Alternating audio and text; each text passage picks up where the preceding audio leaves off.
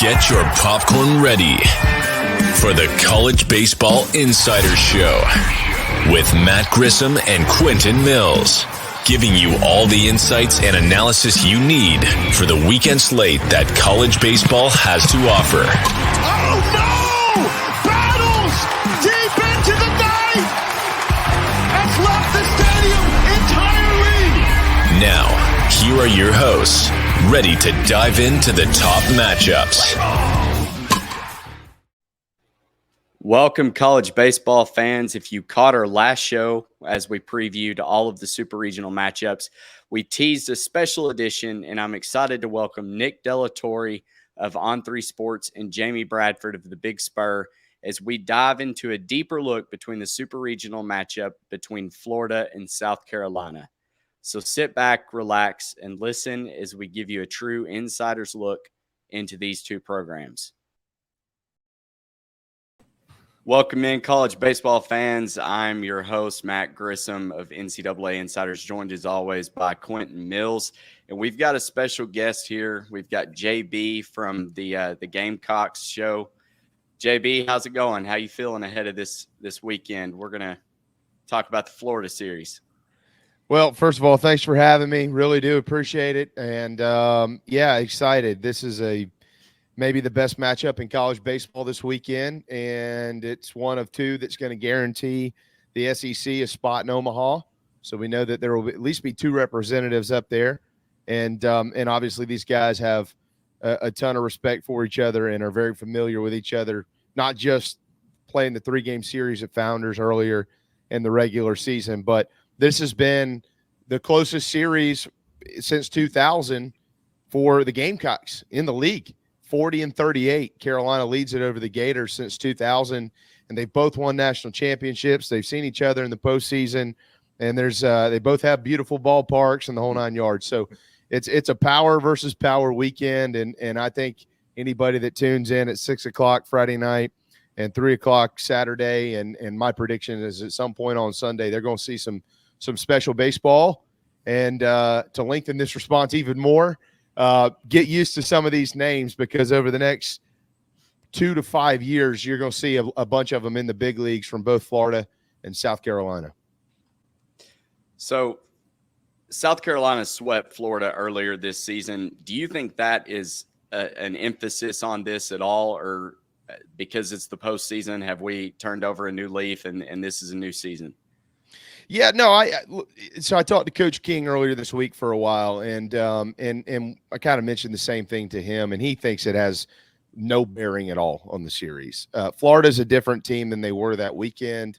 Their bullpen's gotten better as of late, and that was something that I know they were a little concerned with. Brandon Neely didn't pitch in that series. Of course, Quentin, not to take a shot at you, I don't mean it this way at all. But you know, he is a closer. I'm sure they would have found a way to get him in the game somewhere. But you know, when you're not winning at the end of the game either, you're not going to blow that guy a bunch. But I've always been a big believer. You know, it's funny. Fans, they say these strange. I've always thought they're strange. At least these strange things. You know, if you have a big game and you score 15 or 16 runs, you're like, man, I hope we didn't score all of our runs last night.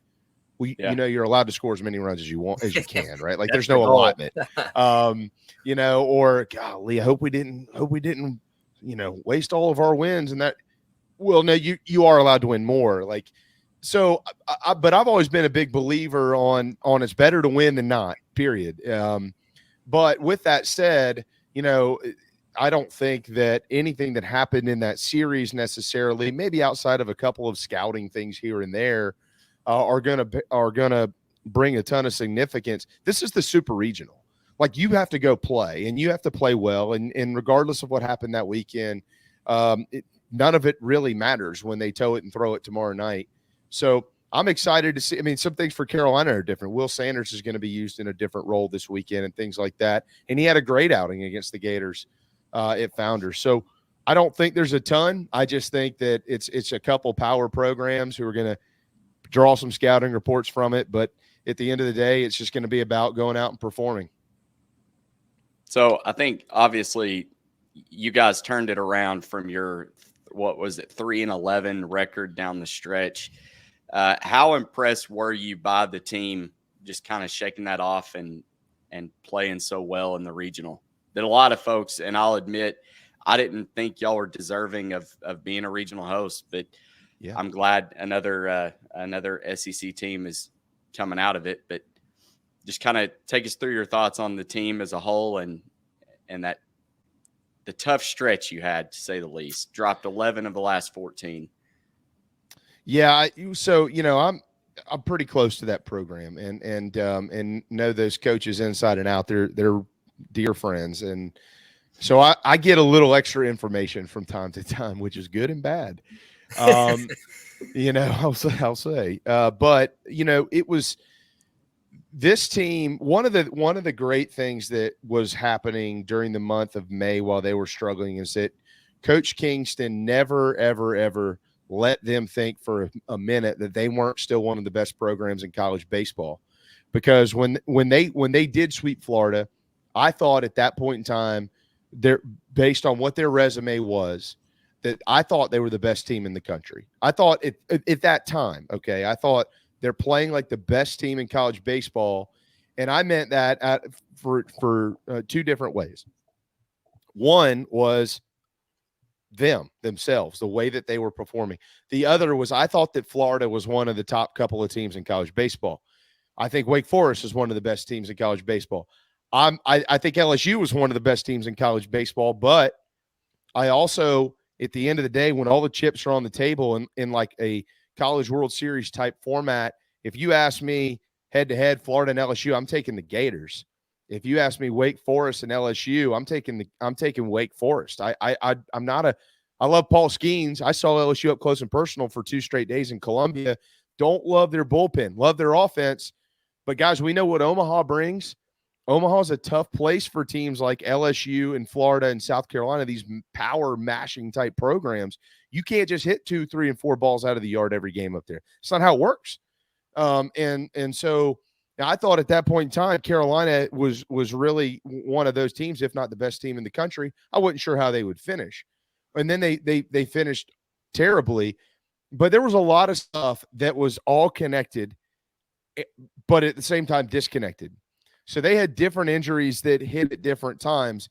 So you had a trickle-down effect. And you were playing new faces in new places, and you had guys carrying on different inheriting roles that they had not been on, that they had worked for 1 or 2 months to kind of cement themselves into. And then all of a sudden it was, hey, I really don't need you to do this anymore. Now you have to do this.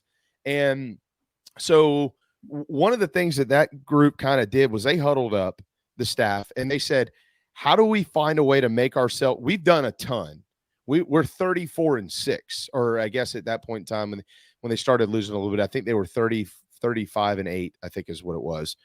And some of the injuries started to mount up, and they said, how do we just make sure that we're whole when the postseason gets here, or as whole as we can be? And so that was the game plan they kind of came up with, like, let's manage this, and this. And so that's why they never really wavered internally, because they knew what was coming. Will McGillis is back in the lineup. Braylon's going to be back at short. Sanders is as healthy as he's been. And there's even a couple other little nicks here and there that they've been just kind of having to work through, where they felt like if they could get all of that seemingly around the same time, they could do damage in the postseason. And so that's why they never wavered. And I know day of, Coach King was on the phone with the committee throughout the afternoon, kind of behind the scenes going, look at this, look at this, look at this, and look at this. And from what we understand, at least, the committee themselves never perceived South Carolina to not be a top 16 team. And so they were going to get it. And then they went in there, and what happened, what they were hoping would happen last weekend, did happen last weekend, where things kind of came together, and they got some favorable pitching matchups as well. And they got hot, and boy, they're going to have to be hot in order to win this weekend. Long answer, I know, but just a lot to unpack, because it was a very unique situation for the last 4 or 5 weeks of the season to the inside and the outside world. Yeah, I know. Our Florida resident over there is chomping at the bit, but I think y'all exposed a Campbell team that probably was a little overrated, and that's really the last thing I'll say about your regional. Then we'll move on to the Gator talk. But Campbell Campbell's a red hot team all through the season, but outside of Cade Cooler, their pitching was suspect, and y'all took it to them. So, interesting group of people too, I might add. Yeah, I thought you hit it perfectly. The nobodies. I'll quickly preview. I think you listen to our show week to week. Maybe we just found out you were a viewer, because I think you echoed just about everything we said week to week. So that was, you either read our minds or you listen to the NCAA Insider. So that was cool. It was a roller coaster with South Carolina. Like when they beat Florida, especially with LaCroix out, McGillis, Braylon Wimmer was striking out a lot. He did have a couple good hits. Messina, I want to say, was playing third base. You guys had French playing catcher. So in a selfish way, I hope he's in the lineup again, because it seemed to be one of the only easy outs Florida had. But to kind of go into that, you guys dominated us. And I thought Florida was either going to at least win one or maybe catch a 2-1 series. And that changed my perspective. I thought you guys were legit. And then, the woes started happening, like you said, with the injuries. So they have that 3-11 season. I'm glad, whether it's SEC bias or just understanding college baseball as a whole, whether it's RPI, strength of schedule, just SEC competition. I didn't think Campbell deserved to have that host spot. I think they actually nailed that with South Carolina, because you look at Campbell's stats, they're batting .315 against 2, and that's no dig to any other team. They got to play the schedule, as I've said, every week. But South Carolina, you just said, they're playing LSU, they're playing Florida, Kentucky, like Georgia, one of the worst, the lower teams in the SEC would probably beat Campbell 6 out of 10 times. So top 30 RPI. Yeah. You echoed everything we've kind of been saying. What I guess now, so they've got all the healthy guys back. Like you said, this is a new series, right? I think and this is just how I would perceive South Carolina, is you got to kind of reset and you don't worry about those 3 games, whereas Florida's saying, hey, they embarrassed us on the road. They beat us 3 times. Like, that's a motivation factor. I think you actually, as South Carolina, or, Coach Kingston has to say, it's a 0-0 slate. Don't even worry about what we did. This is a new matchup, new team. Florida pitchers pitch way better at home statistically, so you're going to see different things. One of the biggest things, I think, you'll see less walks. I think Florida walked 24 batters in 3 games, which is highly uncharacteristic of any team in the country to do that. So they're going to have to swing at strikes. What is the approach with that being said? I know South Carolina has major power, but they also tend to strike out a bit. What's the approach, knowing Florida's probably not going to walk 24 batters? So they've got to be ready to swing, get the bat off the shoulder. What's kind of the echoing force behind that as we head into Gainesville? Yeah. So, I think, I've been a harsh critic throughout the year of umpiring. I think it's gotten really bad, very bad. I'm going to answer your question, but I want to make sure that I lump this in because it's very, very important. I think, especially tomorrow night in the pitching matchup with Hicks, who's not officially announced, but that was my next question. And so I won't jump ahead on you, but I think that in TrackMan itself, and I've talked to numerous college head coaches about this, pitching coaches about this, and hitting coaches and everything in between, not just the guys on the Gamecock staff, but everybody I know, which is a lot of them.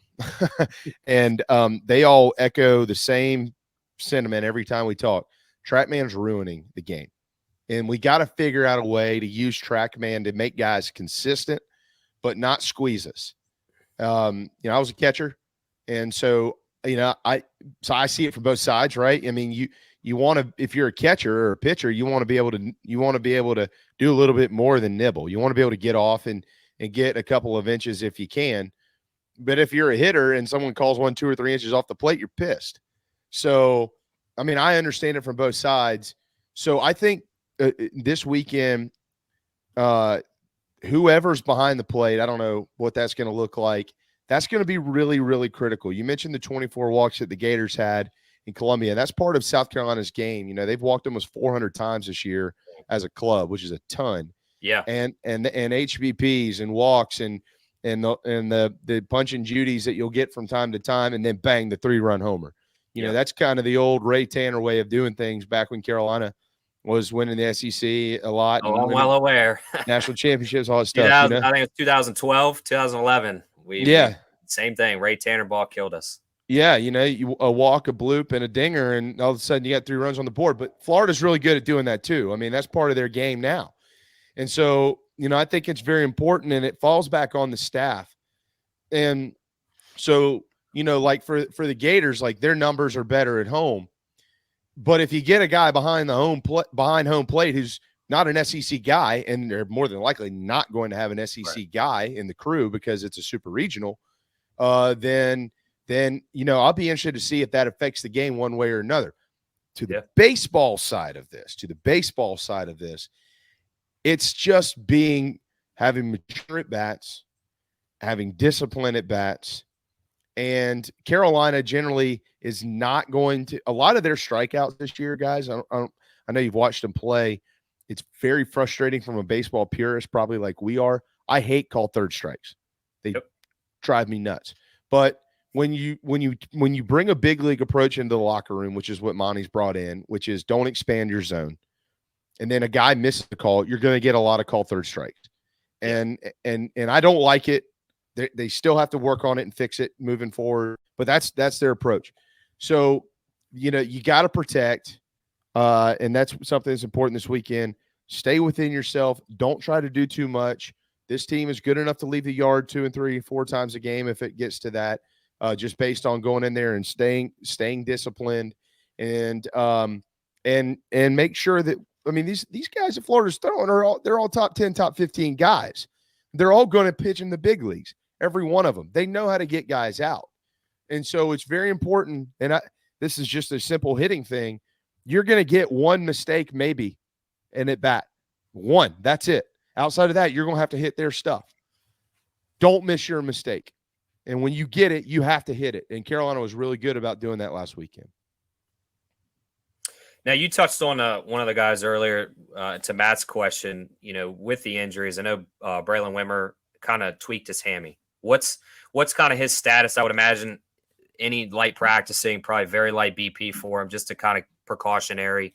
Is he going to be a full go at short, or is that maybe game one they DH him to kind of let him get his body settled in? Like, what are you kind of hearing in the Gamecock camp about him?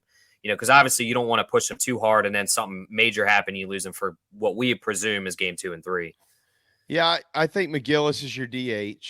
I'm not sure that that's going to change a whole bunch. The issue with Will McGillis with his wrist, it's worse when he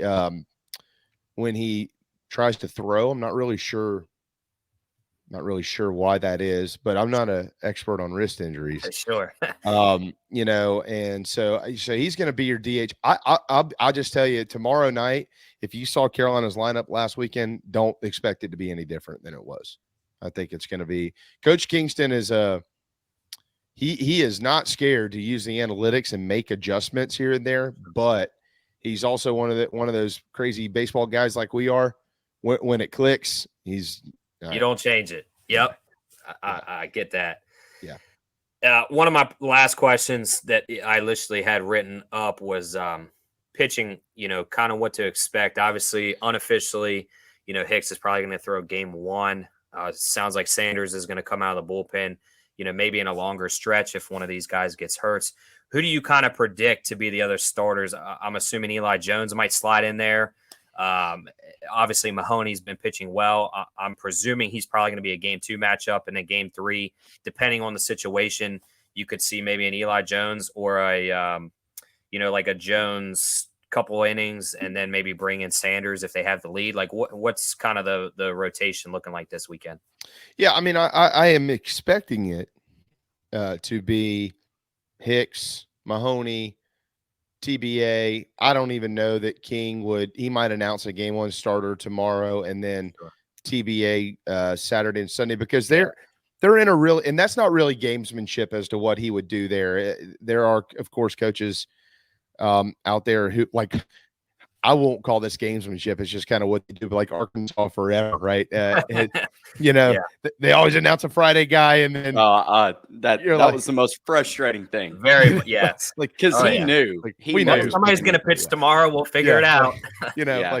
I don't think that, because I'm a huge Dave Van Horn guy. Like, I love Dave Van Horn, loved him at Nebraska, loved him at Arkansas. I don't think it's anything egregious. That's just how they do it. But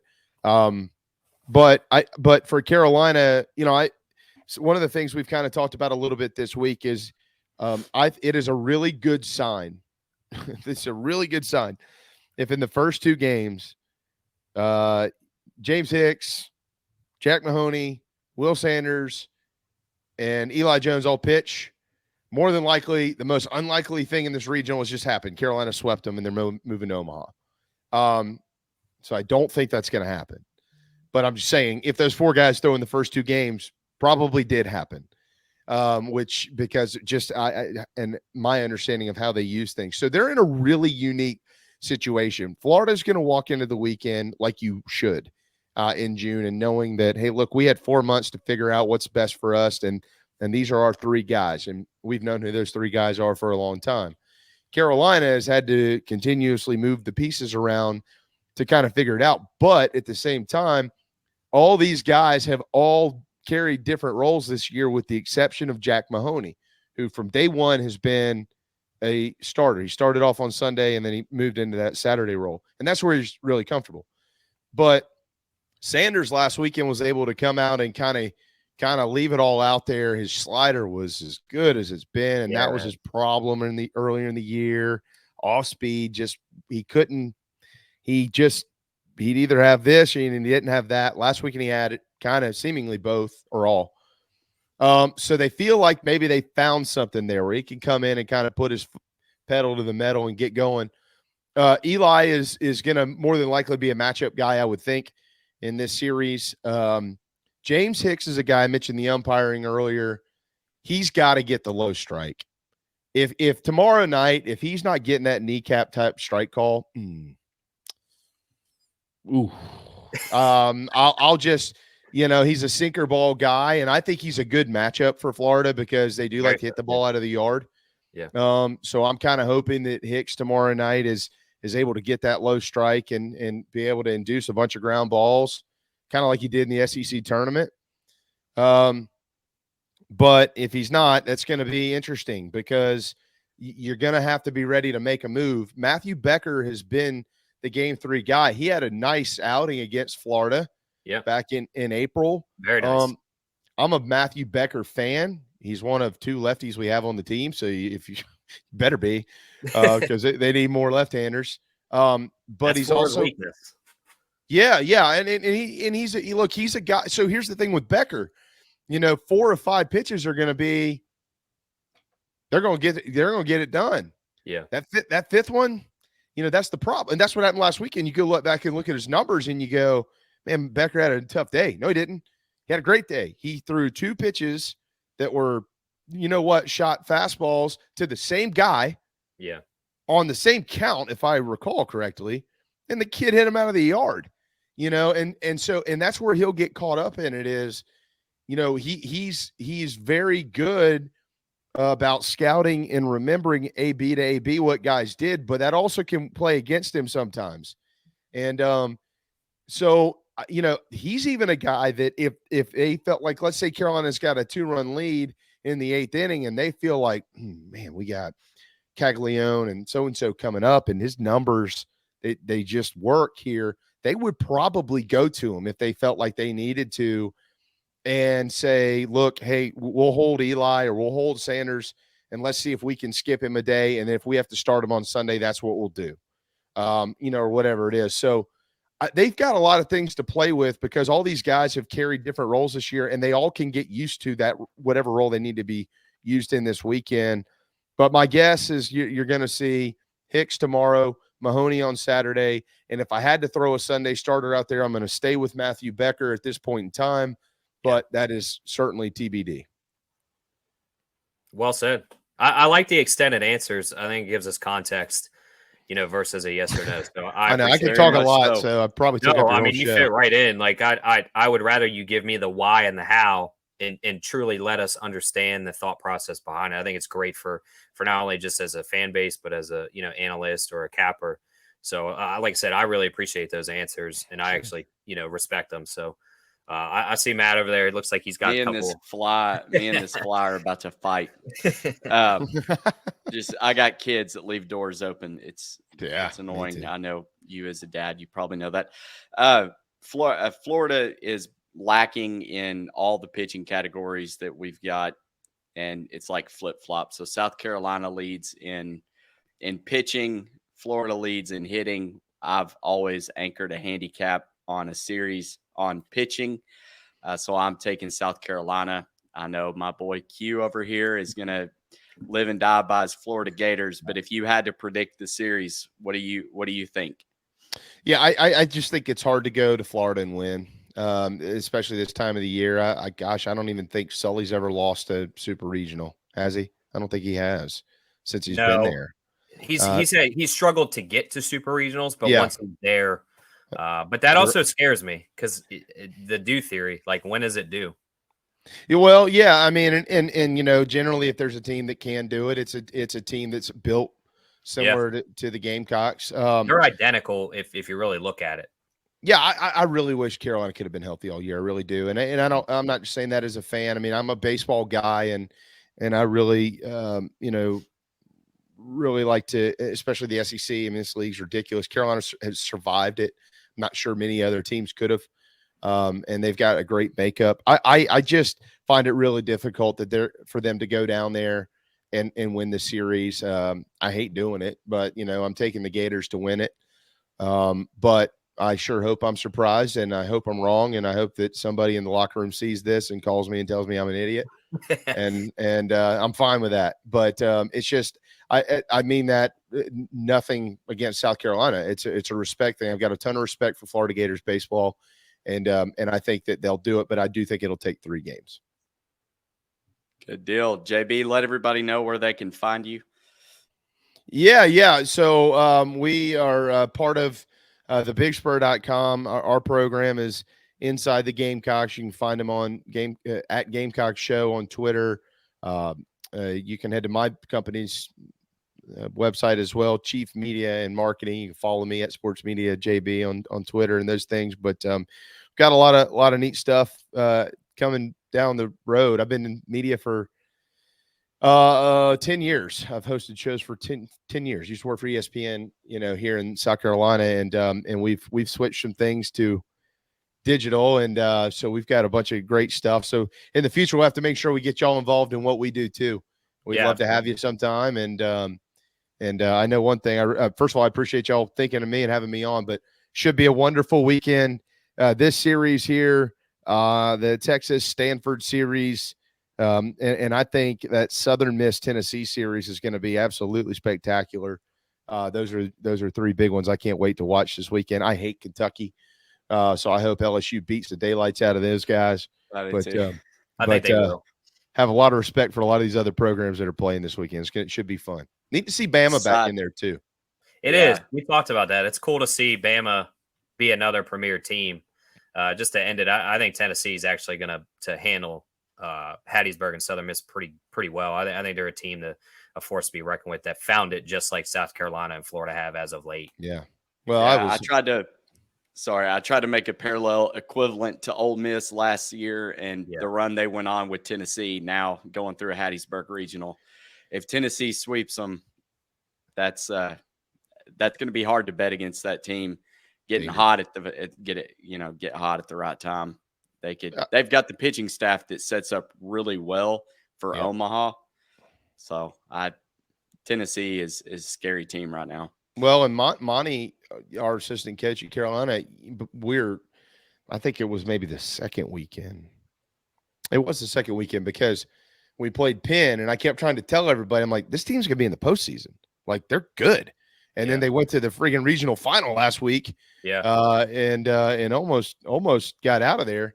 But we were talking about Tennessee that weekend. I remember this conversation, and Monty, made a good point. He goes, it's never the team that everybody says is going to do the whole shebang. It never is. Yeah. Last year, Tennessee, according to a lot of the quote unquote experts and guys that I really like KP and those dudes, I think Kyle Peterson's the best out there. But saying things like best baseball team I've ever seen. Like Yeah. one year team. And I don't even know that I disagreed with them. Like they were really that good. But Monty's point wasn't that.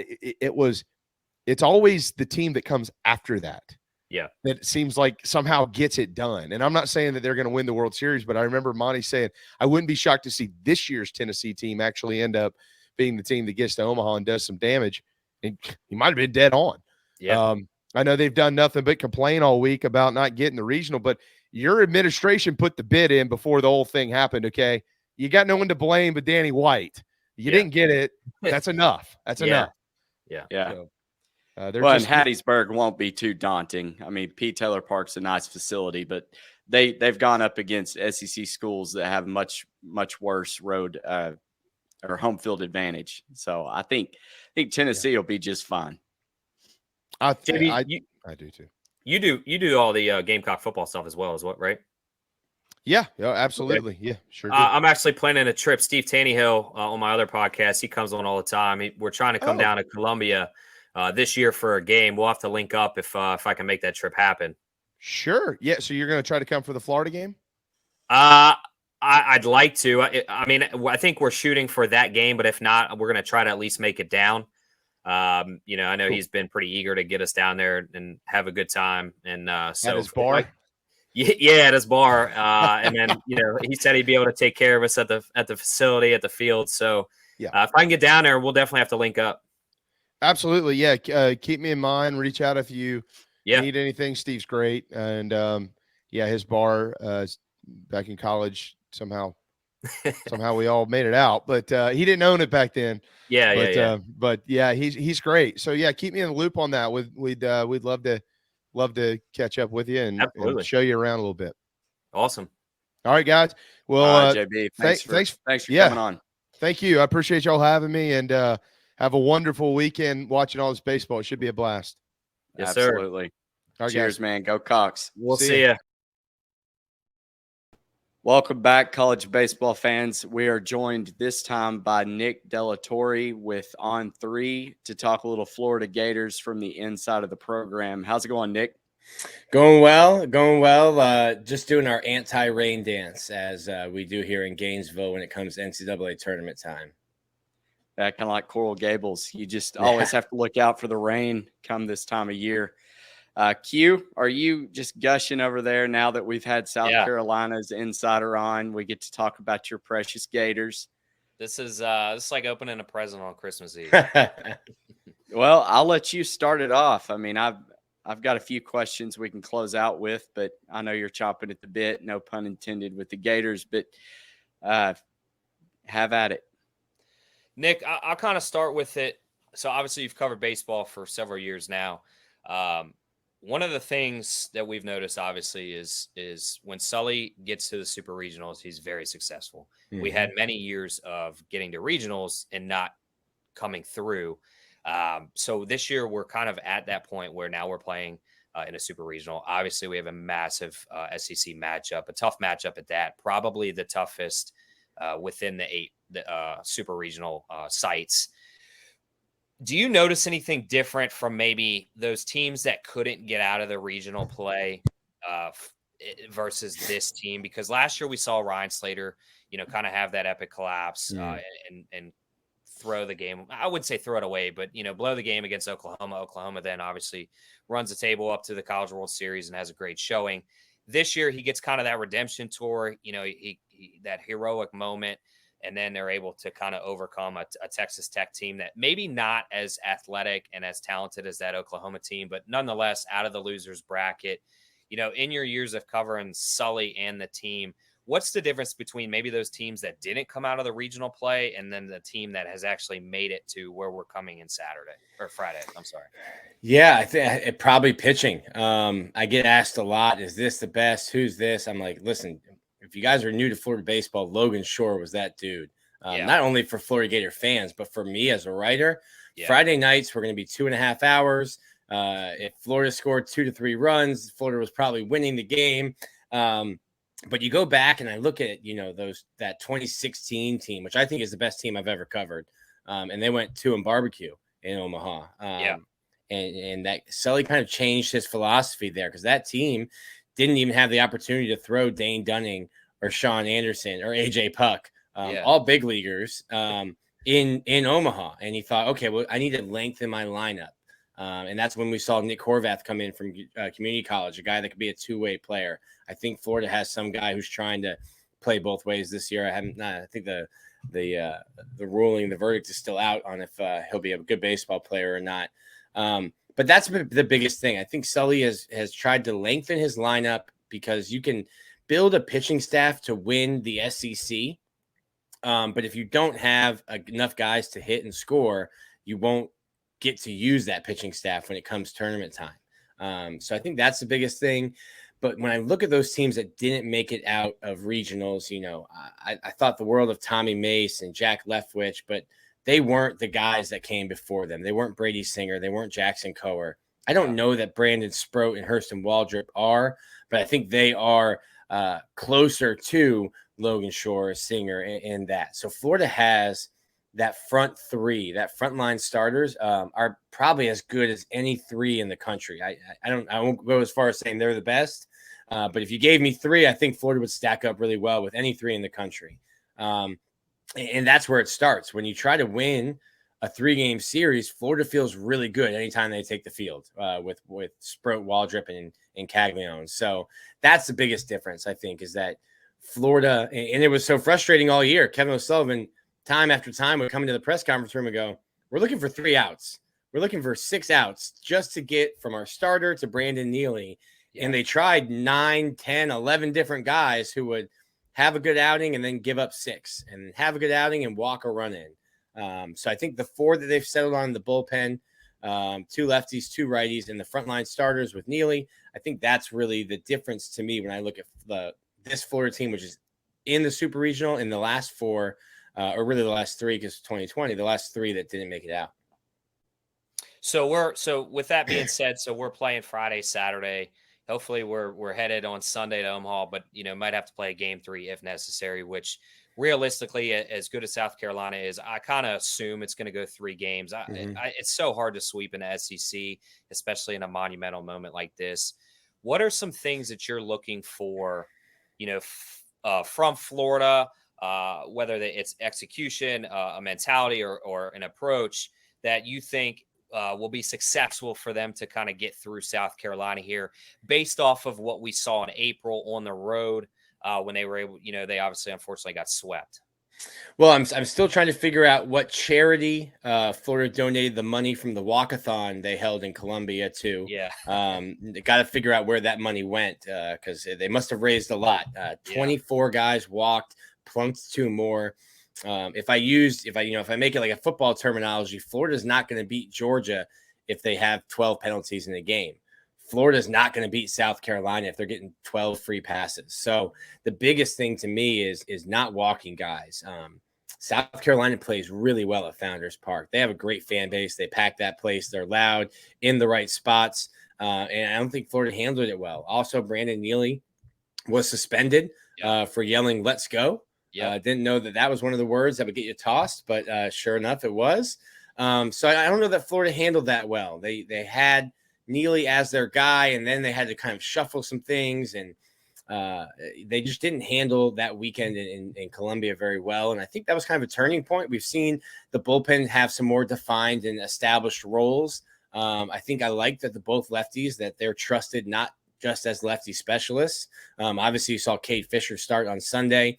I think Philip Abner's a guy who had a great season on the Cape last year, is going back to the Cape this year, and they're fine with him throwing to lefties and righties as well. So they've got 4 solid guys there.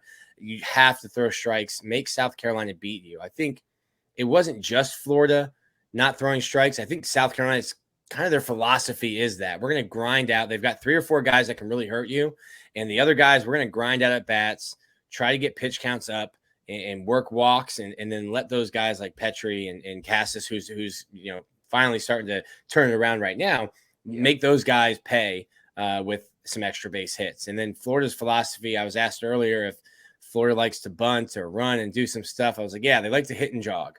They like to hit. There's no hitting and running. Right. They like to hit the ball pretty far. Jack Caglione's 1 RBI shy of the school record. Florida with 6 home runs will tie a school record for most home runs in a year. It was interesting last week, Q, if you were watching, the wind was blowing in. And I thought, Horribly. man, this doesn't play well for Florida. I'm talking 15, 20-mile-an-hour gusts of wind. The Yacker Tech had Jack Caglione hitting a ball to left center, and the estimated distance was 475. Didn't even make it to the warning track. I remember that one. Yeah. Just died. The wind, Kevin O'Sullivan, we asked him about it on Thursday. He got a big smile on his face. Wind's blowing the opposite direction. So I think that plays into Florida as well. But also Brandon Sproat gives up a lot of home runs. I think last year, I don't know how nerdy we want to get, but last year they changed his arm angle a little bit and they changed his wrist angle, because I used to call his fastball probably the most hittable 100-mile-an-hours I've ever seen. And it was just kind of flat, fast and flat. And I think it has a little more life to it with those little tinkers. So it should be a good matchup. I would not be surprised to see it go 3. And we saw earlier in the year, it's hard to beat a team 5 times in a year when Florida and Vanderbilt had to match up on that Saturday in Hoover. Yeah, it's funny you bring up that point. I literally told Matt that show. It's, they had already beat them 4 times in a row. It's so hard to do 5 and 6, and it's almost like you listen to our show weekly because you hit all those points. I do like the wind, obviously, and I'll let Matt kind of get in here. For us, obviously, that's Wyatt Langford. This Josh Rivera, if we can get a couple home runs for him and really get him going, I think that bodes really well for us. Same with BT. I think Luke Heyman's due for another one. Tyler Shelnut hasn't hit one in a while, so maybe that win kind of helps those guys. But it also does help South Carolina. I mean, they're a slugging team, so. But that's the length of Florida's lineup, though. Like, BT Riopel was 0 for 15 before his home runs. Josh Rivera I heard more curse words out of his mouth than hits out of his bat over the weekend. And then those guys show up for you on Sunday and Monday. So the length of Florida's, and now listen, if Wyatt Langford goes 2 for 11 like he did in Columbia, that doesn't bode well for you. But Florida's lineup is so deep that they don't really need one guy.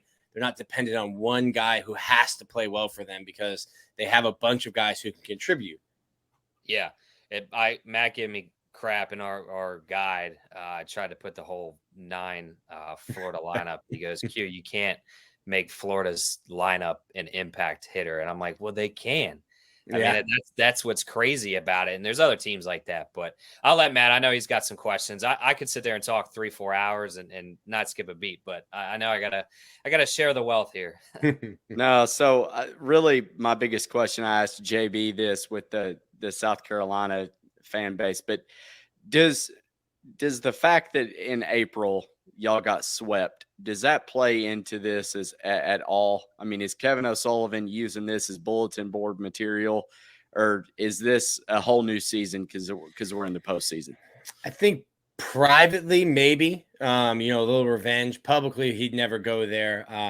It used to be the way they match up regionals. We used to get matched up with Florida State and Miami all the time, and we'd point to, hey, Sully, you guys swept Florida State this year. Well, that doesn't matter. They're different teams, especially with Miami. They always play either in the first weekend of March or even in February, and you're different teams then. I think South Carolina is probably a better team right now, and I know that Florida is. South Carolina dealt with some injuries, and they're getting guys back. So I think, no, it doesn't have any impact. Obviously, Florida didn't have Brandon Neely. They're playing on the roads at that point of the year. South Carolina had only lost 1 game at Founders, and that was to LSU, who was the number 1 team in the country at the time. So I think the different ballpark, and then also the teams have gone through so much. I think South Carolina they were playing so well, they've probably learned more and grown more from struggling down the stretch and having to play other guys who maybe wouldn't have the ability if they're called in to pinch hit.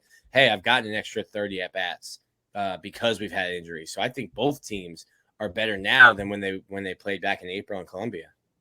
That's interesting you say that, because South Carolina came in losing 11 of their last 14. They're, as far as the season as a whole, that their coach wanted to preach to the committee that they should be a regional host.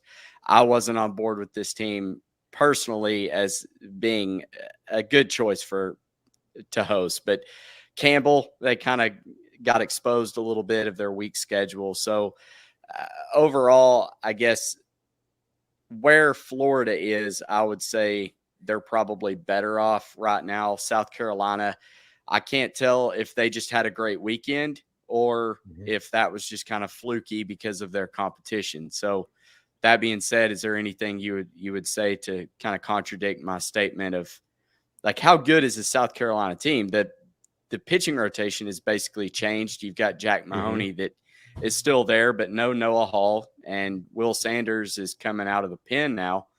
So, I mean, what are your thoughts on, truthfully, on what South Carolina is right now? I'm interested to see Will Sanders. Do they pitch him on Friday or Saturday out of the bullpen? If the games are close, I think yes. Will Sanders has dominated Florida. They have had no luck hitting Will Sanders. I don't know if a map or a GPS would help. And if you don't need to use him, let's say you're getting blown out Friday and then you're blowing Florida out, you have Will Sanders who could potentially start a game 3. I think that's great. But then, like Kevin O'Sullivan, people were asking me, should he wait and not throw Hurston Waldrop against UConn and save him for a later game? There might not be a later game. That's the point of this season. I think the best thing about baseball is there's always tomorrow until you're in this tournament setting.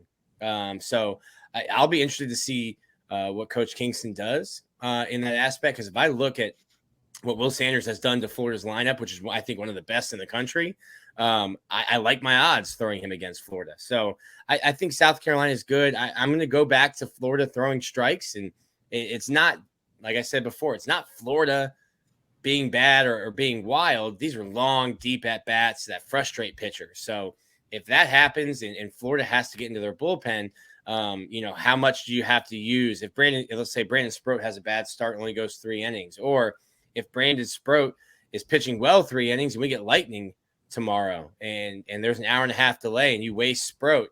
I think Kevin O'Sullivan, they kind of altered Jack Caglione's schedule on Thursday and he would come in. And then if you're pushed to a game 3, what does Florida have and what have they used? So I would pick Florida to win this weekend, especially being at home. But it's baseball and weird stuff can and will and often finds a way to happen. Believe me, I'm an Arkansas Razorback through and through, and I didn't expect TCU to take us to the woodshed like they did. You mentioned Will Sanders. He had 6 innings pitched, 10 strikeouts, only 2 earned runs gave up in the earlier matchup. Brandon Sproat had 8 strikeouts, went 5 1/3, basically, gave up 4 earned runs. So who do you think, as far as we know, South Carolina is pitching James Hicks on Friday. Do you know who is going to be on the mound? Will it be Sproat? Yeah, like the Shania Twain song, "Dance with the One Who Brought You." They got cute last weekend with Jack, who needed a little confidence boost facing FAMU, which I think was a really good hitting team for a SWAC team. But they got cute last weekend. It worked out, and then it almost didn't work out. But yeah, dance with the one who brought you, and it'll be Sproat on Friday, Hurston on Saturday. You know, that to me was one of the biggest telltales as far as where Florida was. I know they've got the bats to beat anybody. I wanted to see them pitch a game to a victory, because that was, in my opinion, the biggest question mark for the Gators is, you can score 8, 10, 12 runs a game. That's fine.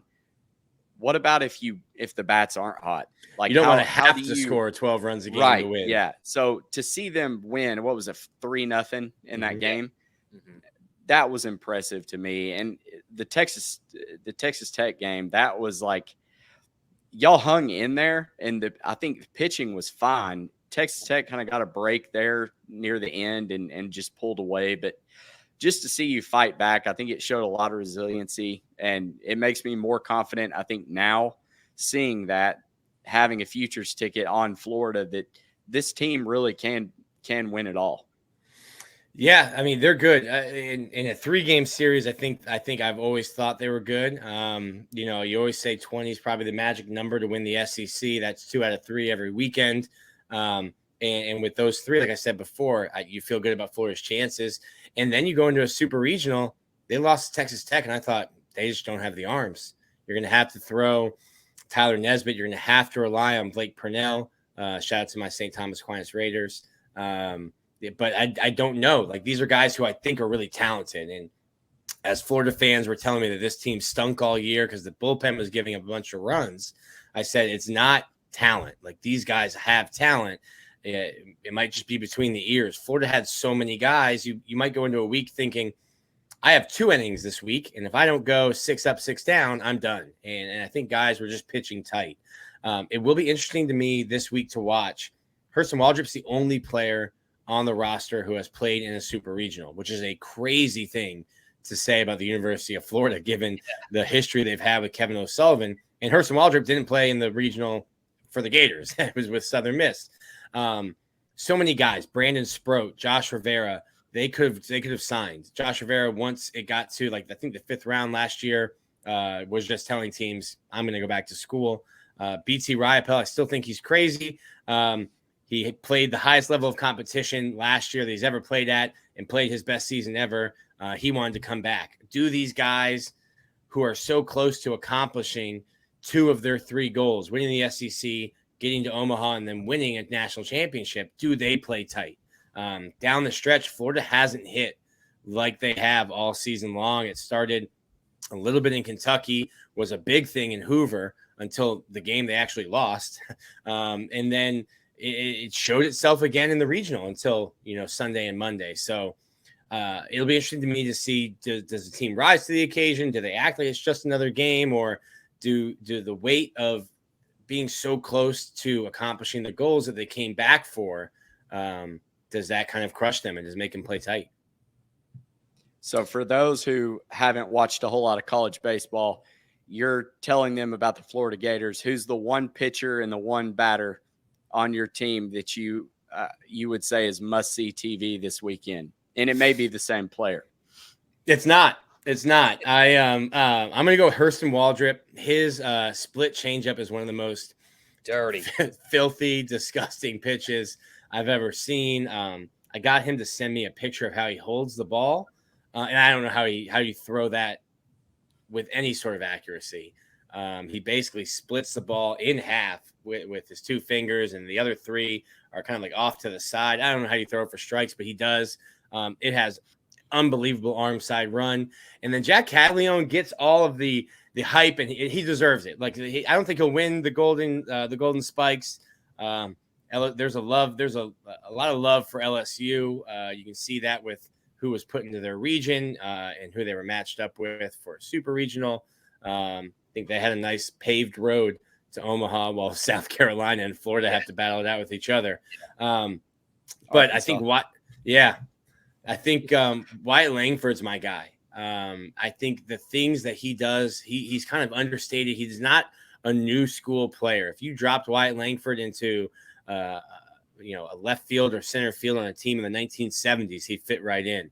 I don't think he would wear batting gloves if they didn't make him because of blisters. He doesn't wear any Evo Shield. There's nothing. He had that really touchy injury and in the middle of the year and played 2 more innings in left field. I would have quit baseball. So he's the guy. The way he brings his hands through the zone, drops the barrel on the ball. I really like watching him. And then the baseball IQ. He's up on first base. He goes to steal last week, and they're shifting Jack Caglione, who is the second guy I would point you to if you wanted just a one hitter and pitcher. And Wyatt slides in at second safe, and because of the shift, third base is open, pops up, takes off to third. He's just a guy with a great baseball IQ, old school kind of player. He plays the game. If you were coaching, a little league team, and you brought him to a stadium, you'd point at 36 and tell your 10-year-old, hey, watch how he plays. That's how you're supposed to do it. They did not say that about me when I was in college. They were like, hey, you see what he's doing? That guy, don't do it.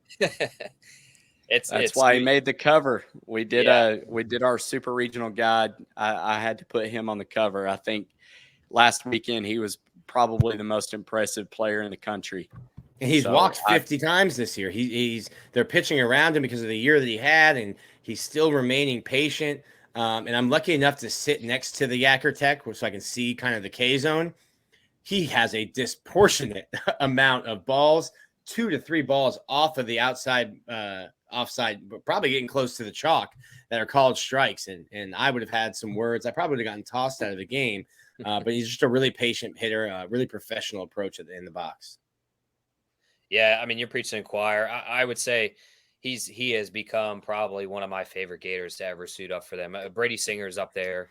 Alex Faedo. I mean, just the tenacity he pitched with. I mean, those are legends in my opinion. So to hear that, it's almost like a beautiful sermon in the background. And a couple points that I kind of wanted to. One, I know BT's kind of locked up this financial job. If he does get a call relatively early, do you think he'll turn it down and kind of stick to that path? Because catches, I mean, realistically, no catcher outside of like Buster Posey really bats 300. He bats between 250 and 270 consistently. He's a great leader. He can call a game. You could see that really well. He blocks the plate really well. He's a smart ball player. And I think teams look at that. And I think even last year's hype, and he's kind of, I don't want to say decline overall, but maybe offensive numbers just aren't there like they were last year. But I think he's got a good opportunity to make something out of a career. So, I mean, is he being around him? Is he kind of locked in like, hey, I closed my recruitment down. I'm done. Yeah, so last year I thought he'd be gone. He's a left-handed hitting catcher with some pop. I think they put way more on his plate this year. He's only the third catcher under Kevin O'Sullivan to have the opportunity or to earn the opportunity and the trust to call a game. The other one was Mike Zunino, who was drafted 3rd overall. Golden Spikes Award winner. Yeah, Golden Spikes Award winner. And first base coach now, Mike Rivera, who was a national champion. So he's in some rare air in terms of that. And Sully's a former catcher, so he's hard on those guys. I asked BT that, and he has no interest. He has no interest at all. He's going to be one hell of a beer league softball player down in Tampa next year. Someone's getting a ringer. But I think it kind of really hit him last year. His sister was getting married, and he kind of had to ask for permission to leave the team and go. And in his mind, he's thinking, if I'm on a bus somewhere in Iowa, and I'm going to miss, a moment with my niece or my nephew or my family. So for me, I thought he was crazy. He told Kevin O'Sullivan before Sully even got back to our press conference after they lost to Oklahoma in 22. He had already told Sully, hey, next year starts tomorrow. And I'm like, hey, you fool. Someone's going to pay you 6 figures to go play baseball. You got to keep playing this game and someone's going to pay you. What are you doing? So, yeah, I mean, I don't know that the money that he would get offered to go ride around on a bus for a while would trump anything that he values, which really is family and being close to them. I would say probably one of my last questions, because I know you're busy. I know you got some other stuff to do. Given that we saw Cade Fisher and we saw Ryan Slater have phenomenal outings and big moments, out of the 3 pitchers, I think we would rank Kaggs at 3rd of your starters. If knowing that he kind of relies on that fastball, if he's not painting the corners, if the umpire is not giving it to him, you can see it kind of derails him. He gets frustrated. You could see that, and he has his short outings. And frankly, and same thing with Hurston. If that sinker, if the split finger is not getting called, if it's dropping low in the zone and they're not giving it to him, knowing that we saw Cade have so much success, we saw Ryan have so much success throwing strikes, trusting their defense, moving the ball around the barrel per se. Are all of those guys, to include Sproat, Kaggs, and Waldrop, are they unintentionally or unofficially kind of on a shorter leash, knowing that you have 2 very reliable guys that will throw strikes within the zone? Trust your defense. Hey, if they hit it out, they hit it out. If they beat us swinging the bats, they beat us. But again, we go back to the walks. Do you think Sully maybe has a shorter leash on all 3 of them because of that now, because there's that confidence factor in the backside of things?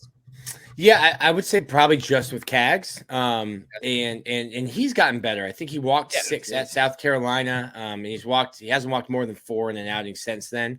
I also think the walks are up around the country this year.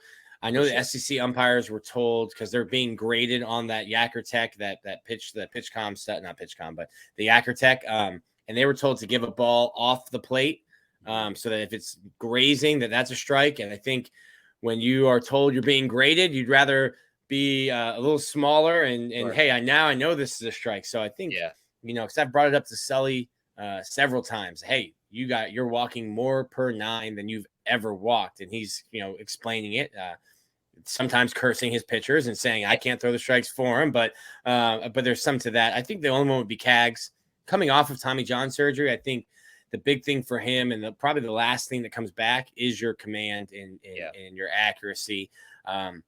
The pitch, and you're absolutely right. When he's able to locate the fastball on either side of the plate, he's way more effective. A pitch that he's starting to throw a little bit more, which he had been hesitant to, is his cutter. The way he holds his cutter, there's so much pressure on that middle finger to kind of get the spin that he wants out of it. And if you just try to do that and hold a ball, you can just feel your whole forearm tighten up. And that's the pitch he tore his UCL on. So I think he's been hesitant to, but that's a variation on a fastball that he can mix in, especially to bust lefties inside with the movement that gets. So as he becomes more comfortable, I think he's throwing more strikes, but he would be the guy that I think Kevin O'Sullivan would have a tighter leash on. It would be interesting. I didn't know that Florida was going to be as deep and wasn't as confident in them prior to the regional, but let's say the Florida does what Florida weather does and Brandon Sproat's start gets wasted tomorrow because of lightning.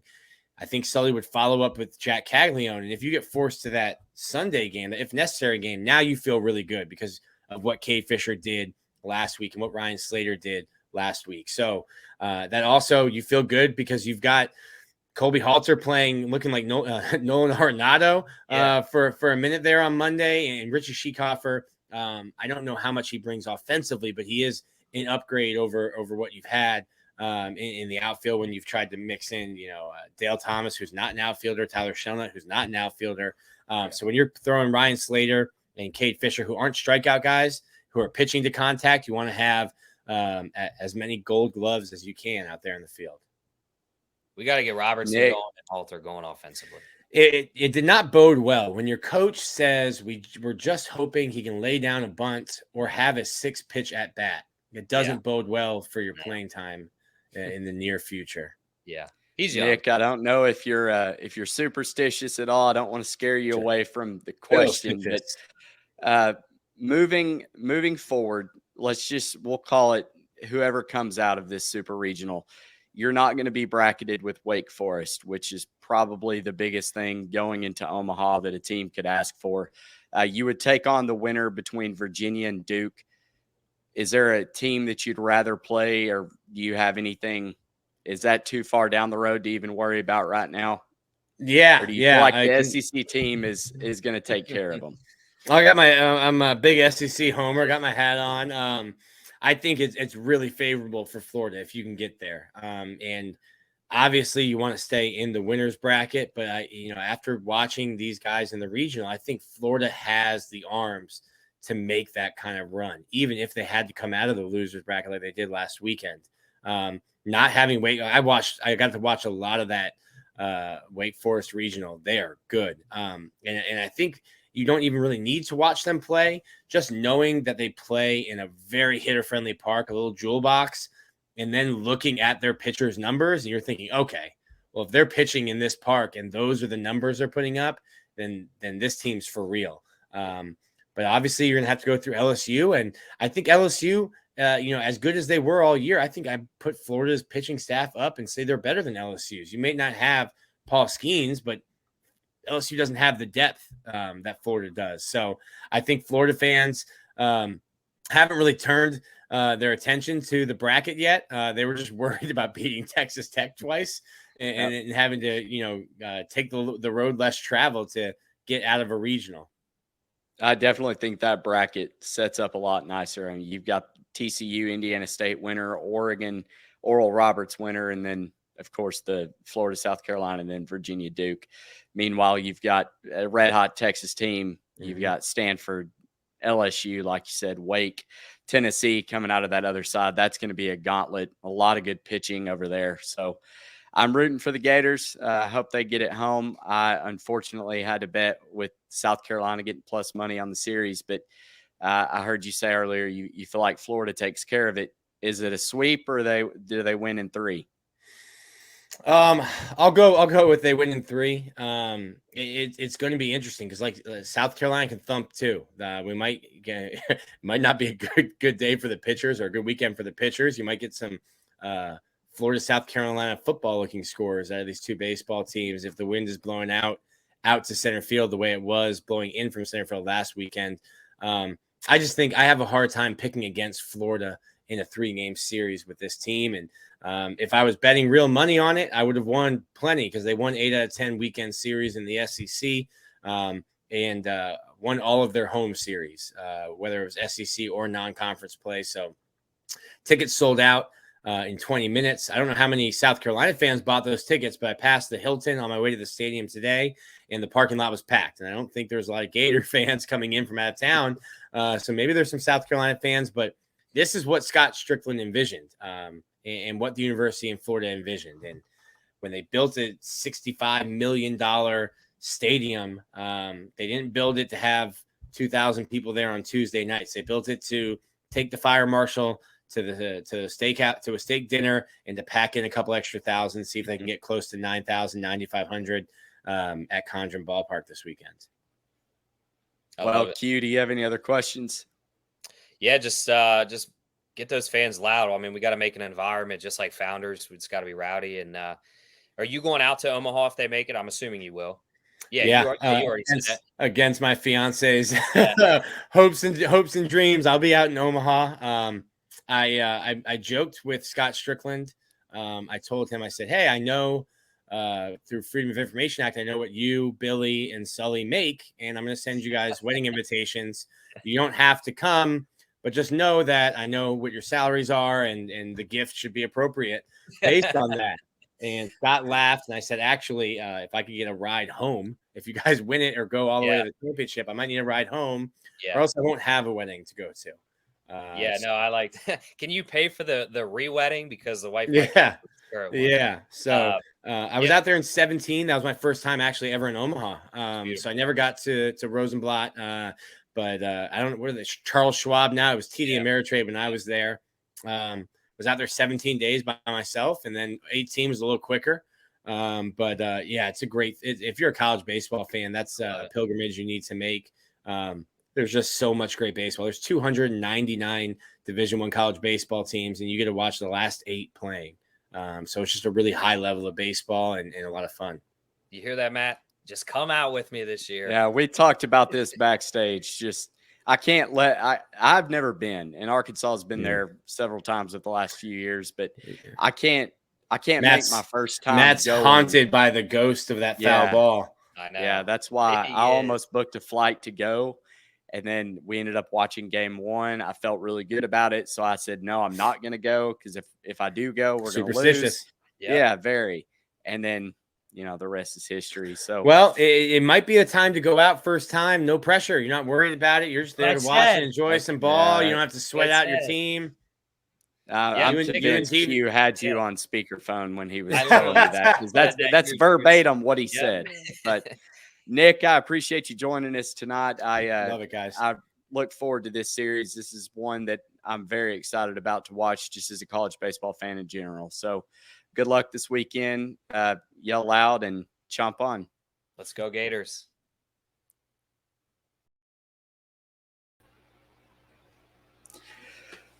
Well, that wraps it up. I hope you guys enjoyed it and got something from it from the insider edition of NCAA Insiders. We look forward to this super regional as the remaining 7 as well. But we just wanted to give you guys something kind of a look from the inside. So we want to thank again JB and Nick for joining us with this. I hope you guys enjoy it and it helps you with your handicap. Y'all have a good weekend.